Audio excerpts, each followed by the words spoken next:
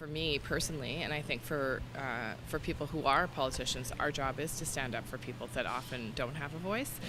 When you think about politics, for a very long time, it's been dominated by people who are white, who are male, and who have oftentimes a lot of power and money in their own communities.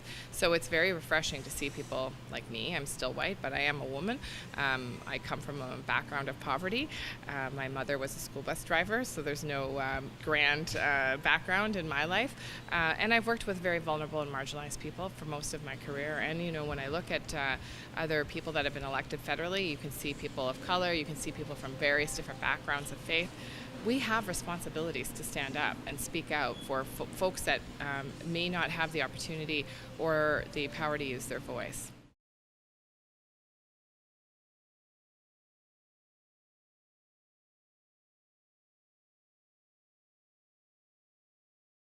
It's completely different. I had the honor of being the Minister of Status of Women in my first position when I was first elected.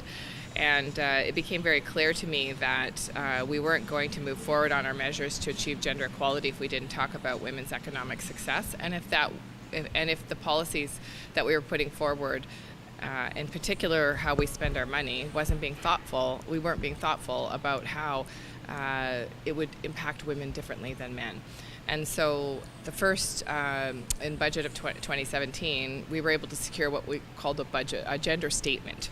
It wasn't very large. It was essentially a reflection of that fact, that we needed to be more thoughtful about how we analyze our budget through the lens of equality.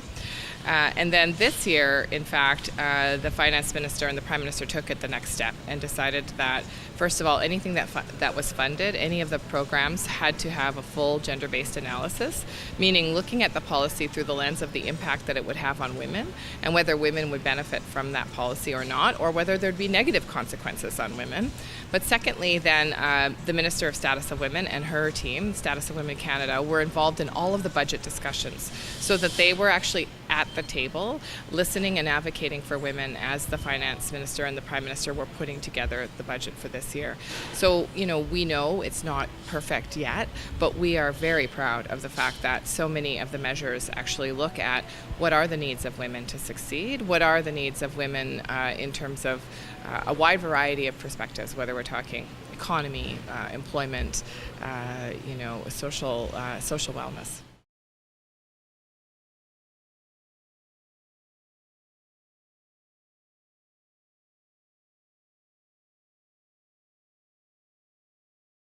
Well, the first thing I would say is Bill C-65 is a piece of legislation that will set an expectation for employers in federally regulated sectors to have a policy on harassment and sexual violence, to have a plan to respond when incidents do happen, and then to support people who have experienced it in the workplace.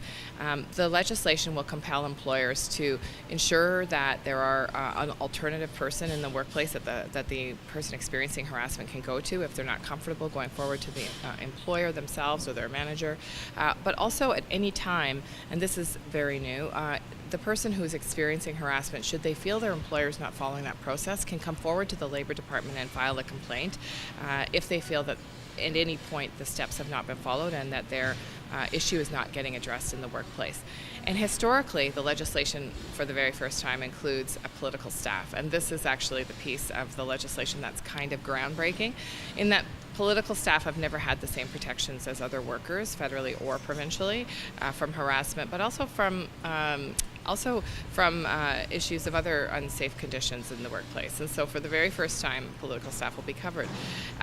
We know this isn't going to solve the issue of workplace harassment. It's a product of a patriarchal culture where men design systems and largely women inhabit those systems.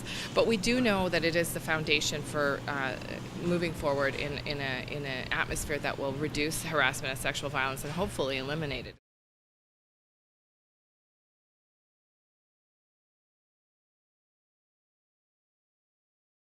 Well, our economy is doing really well right now, and so we have the fastest growing economy in the G7. We've added almost 600,000 jobs since we've taken office, most of them full-time.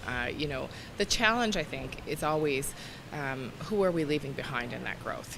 Who is it that's not benefiting from that growth? Who is seeing the headlines of that growth and saying, I don't see it in my own life, or I don't know how to tap into that growth. And so our challenge as a government, while we have a fast growing economy, while things look positive for Canada, while we're seeing new investment in Canada, is really keeping our eyes on who's not succeeding. And that's why introducing a budget where the focus is equality is so important, because we know that when everyone has that fair shot at success, when everybody can see themselves as hopeful for their prosperity in the future, that in fact it leads to a more stable and more prosperous country overall. When we leave, in the case of women, half our population behind, or when we don't focus on ensuring that Indigenous people or newcomers or visible minorities have the same opportunities in our culture and society, we're missing out on an opportunity to really tap into the true potential of every person.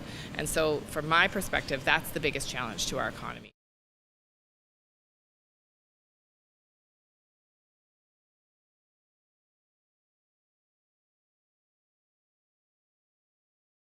First thing that we need to do is disaggregate that statement a bit and understand that some millennials are at risk of precarious work and others are not as much at risk. And I think when we are thinking about limited funds and energy of a government, that we need to be addressing really those people who are most at risk of precarious work. And I think we do youth a disservice when we say that all youth are at risk of precarious work, because in fact some youth are on very secure pathways into careers, and we actually support young people in schools through, for example, we've recently increased the number of student work placements available to young people that are studying STEM. So these are paid co-op experiences with employers that oftentimes are looking for new talent. So it's a bit of a matchmaking service. Increasing the access to affordable education through increased grants for people of lower and middle class income, that'll go a long way. Making sure that people don't have to begin repaying their loans until they reach at least $25,000 a year. That's a way to alleviate the burden and the stress that people feel, and maybe encourage young people to take the chance on themselves and study, even though there may be some debt accumulated. So there are a number of things that we can do, but I think we have to be really careful to always remember that it is those who are most vulnerable who are going to be the most at risk of precarious work. People that start university or college and don't graduate for one reason or another, and don't end up with a certificate, are going to be more vulnerable to precarious work. People who don't enroll in post-secondary and perhaps finish high school but don't manage to enroll for financial reasons or other reasons, the longer that goes on, the more at risk they are of precarious work. So I think our responsibility as governments is to make sure that our approach is very targeted and that it gets to the people that are the most at risk. And that's why some of the work that we've done, like doubling programs like SkillsLink, which works with very vulnerable young people, 16 to 24, making sure that there's those programs across the country that young people that have dropped out of school or aren't employed, that those programs exist, that they're working, and that they're designed with the person at the center.